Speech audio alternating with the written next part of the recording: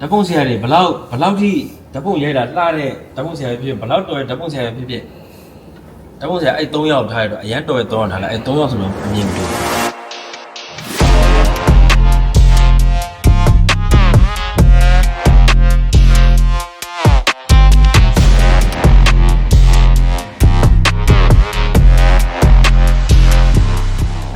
ဒီဘက်ကနေဒီလိုလှည့်လိုက်တဲ့အချိန်မှာတော့ဒီကနေဒီလိုလှည့်လို့မျက်နှာစောင်းနေလို့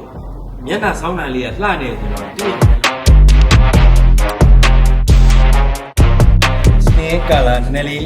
brown ဖြစ်နေအဲ့တော့ကျတော့ဖြူတယ်ဆိုတော့ဒါအရင်လင်းသွားเนาะအဲ့တော့ A ကို64လောက်ထားအပတ်ကျွန်တော်2 point နဲ့ပဲကျွန်တော်ရိုက်เนาะ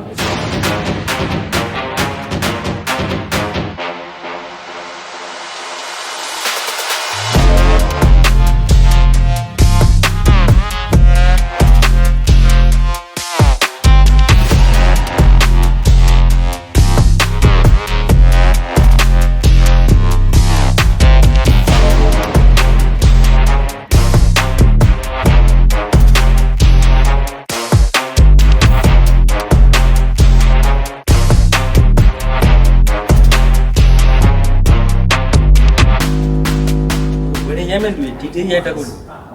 တိလားဘာသူတို့ပြချင်တဲ့ဟာရှိတယ်ပန်းအနီးကရိုက်တာလို့လက်စွပ်နီးကတို့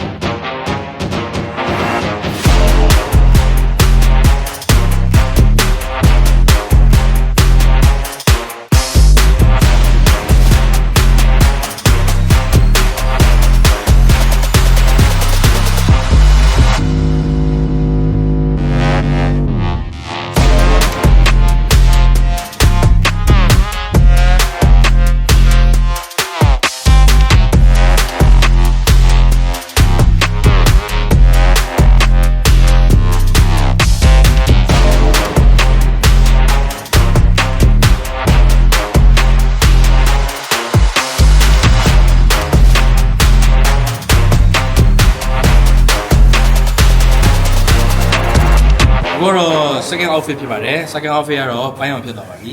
second outfit လေးကိုလိုက်ပြပါမယ်အဲ့တော့ second outfit ဖြစ်ပါတယ် like can you say something Hi hello my name is Anna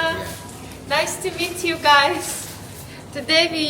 have a like photo shoot for like lingerie shoot and I wish you like Merry Christmas and happy holidays